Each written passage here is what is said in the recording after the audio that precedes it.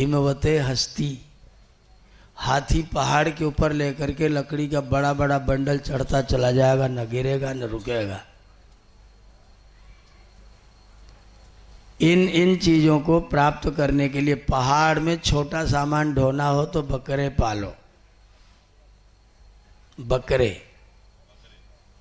बकरे पहाड़ में छोटा छोटा सामान गाड़ी लेकर के खींचते, बर्फ़ के ऊपर आराम से चलते चले जाएंगे।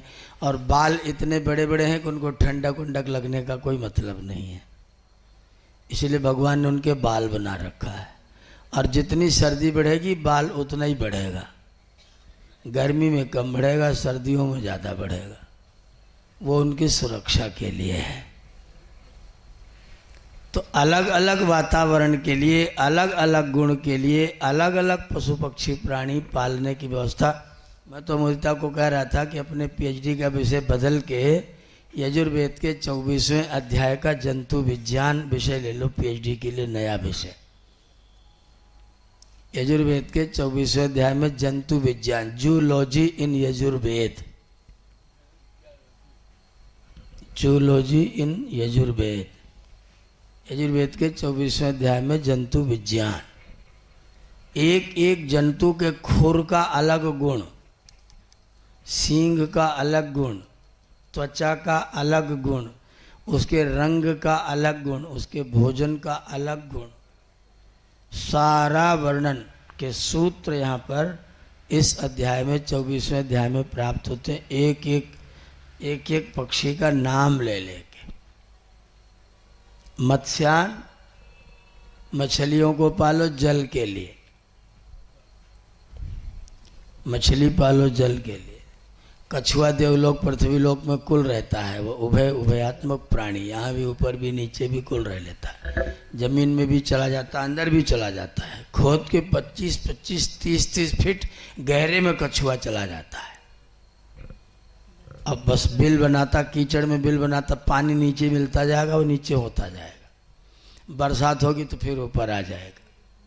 हवा ज़्यादा तेज चली, बादल बना तेज से बंगाल खाड़ी में, तो कछुआ ऊपर उड़ जाएगा, पानी के साथ फिर नीचे आएगा,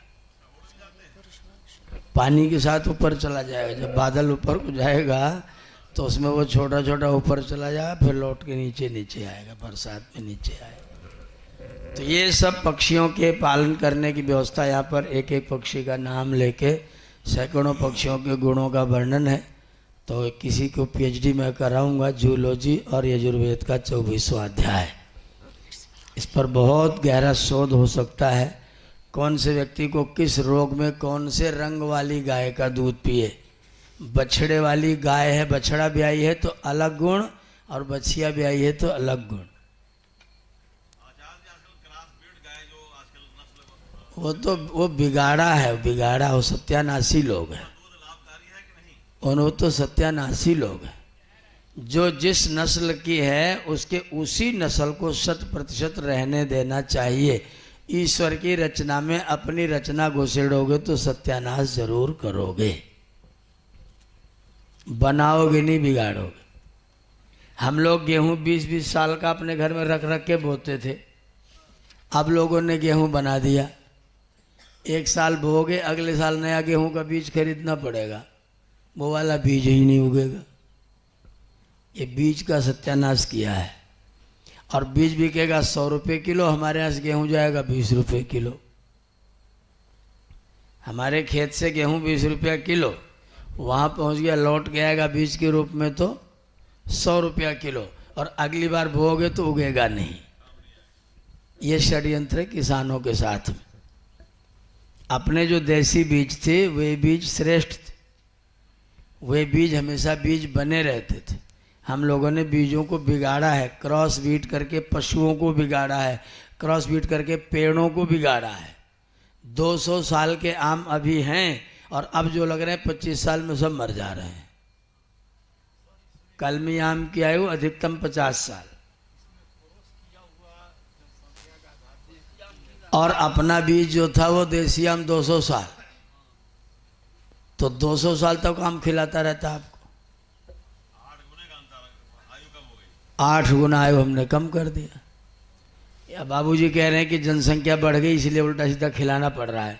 तो जनसंख्या बढ़ा क्यों रहे हो? अगर जनसंख्या बढ़ा के उल्टा खिलाना पड़े तो जनसंख्या बढ़ा क्यों रहे? जनसंख्या को बढ़ाने की जरूरत है क्या? कोई आवश्यकता नहीं, उसको कम किया जाए, कोई ज़रूरत नहीं। एक मौलवी साहब ने हमसे पूछा, इतनी बकरी इतने मुर्गे हो जाएंगे उनका क्या होगा? मैंने कहा तुम इतने हो रहे हो, तुम्हारा क्या होगा ये बताओ, तुम्हारे होने का क्या प्रयोजन है? टाइम फिस, कोई उत्तर नहीं। तुम खुद को खा पी के खत्म करो ना, मुर्गों से तुम्हें क्यों चिंता लग रही है? अपने को ही समाप्त करो। तुम क्यों बढ़ गए इतने, और तुम्हारा प्रयोजन क्या है?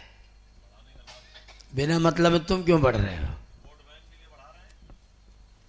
पता नहीं क्या क्या के लिए बढ़ा रहे हैं। लेकिन हम लोगों को अपनी प्राकृतिक व्यवस्था को आगे बढ़ाने की कोशिश करनी चाहिए, हमारे वेद का संदेश है। तो हम लोग वेद के संदेश को स्वीकार करें और ऐसा सब लोगों को बताएं और स्वयं भी प्रयोग में लाएं। पशुओं पक्षियों को पालने पोसने की और उनको सुरक्षित करने की हम लोगों को ज़रूरत होनी चाहिए। अस्तु पंचविंशोऽध्यायः।